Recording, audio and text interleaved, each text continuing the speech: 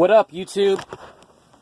I'm KFD, and today I want to make a quick video on how to replace this piece of crap with that right there. In 1974, the Camaro Z28 and a Corvette and a few other high-end GM vehicles received the high energy ignition system. It is nice because, like I say, it's a standard electronic ignition. If you want to do the swap, I would recommend doing it. It's actually a lot simpler than you would think. I think the biggest issue I actually had was stuffing a power line into the wiring harness and making sure that you have your timing and firing order correct. The concept of powering the HEI unit is fundamentally the same, whether it's a 1974 GMC Motorhome like this, a Chevelle, or a Skylark. Now you can see I've got two plugs that are plugged into spade connectors. Your car might be fortunate enough you might have an ignition plug on your fuse box. In my case, I didn't have that luxury. One of the things that I would recommend doing, especially if you have a 1970 and newer vehicle, is they use what is called a resistance wire. The resistance wire took the place of that pink feed line right there, and it ran off of the, I want to say it ran off of the positive side of the coil. And what had happened was, you did not require the resistance wire actually would resist the voltage down to about 9.8 or so when you're cranking. And that was fine for the points type, but the HEI requires a solid 12 volts when it's cranking. Now what I happened to do was I happened to grab a pink wire. I want to say it was out of a Buick 350. They're going to be not as common to find, but I lucked out last year, and actually, quite honestly, I went full Conan the Barbarian on the fuse box just so I can pull the power feed wire out of it without damaging the spade to the spade connector. Now, you can do this any different ways. Like I say, I wanted to do that just so I could grab the connector that plugs right in here. But honestly, all you're going to do is grab like a nice 14 gauge wire like this. You can go grab some red wire from Home Depot, Lowe's, O'Reilly's, what have you, and a female connector. Plug it right into your BAT port on your distributor. Now the only issue is I would worry about it coming apart or falling off, so that's why I elected to use a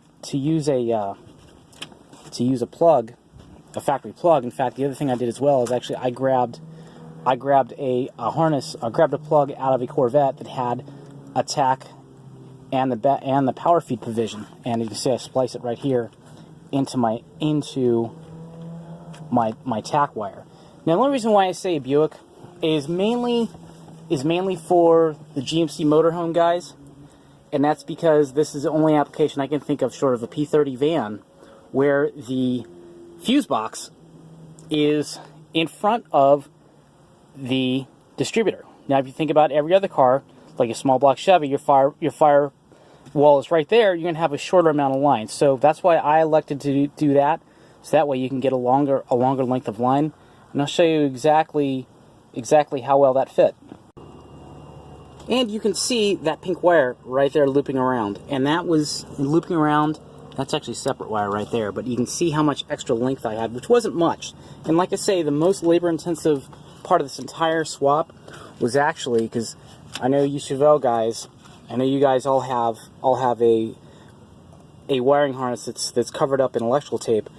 I thought this was a later addition until I found a part number on it. But the hardest thing I had to do was to put that pink wire back in here. So that's about it. You had to tuck the pink wire in. And what I did is I took a 7/16, I think it's a 7/16 bolt, and that fuse block will come apart from the firewall to the driver's side.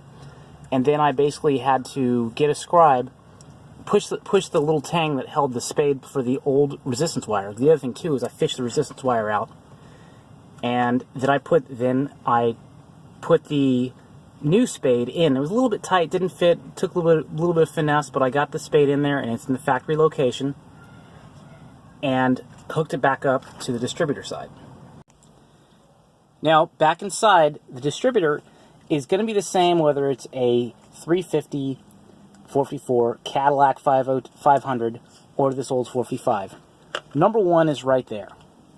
You got to remember, these things also run counterclockwise, so it's going to be 1, 8, 4, 3, 6, 5, 7, 2.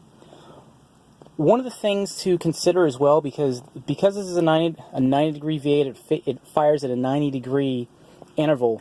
You can move this thing wherever you want, just as long as this rotor at top dead center is pointed right here.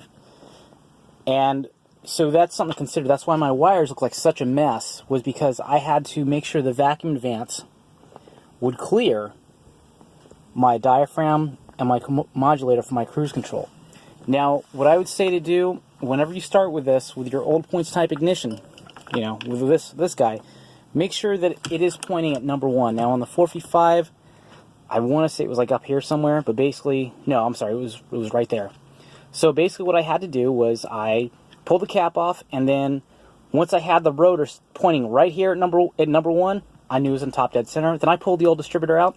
I put this one in. I had to monkey with it a little bit to make sure that I get the body where it would fit, and then pull it up again and make sure I can get the rotor right there. And so that's why it has a mess like that. So then I put that in there, bolted it down, 1, 8, 4, 3, 6, 5, 7, 2, and made some roadkill-esque zip tie wires. But the wiring isn't pretty, but the beauty of this,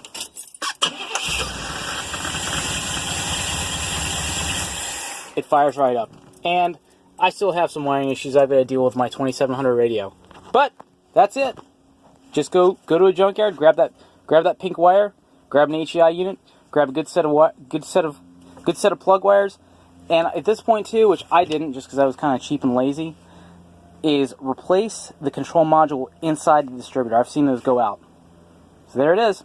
That's my video. Thanks for watching.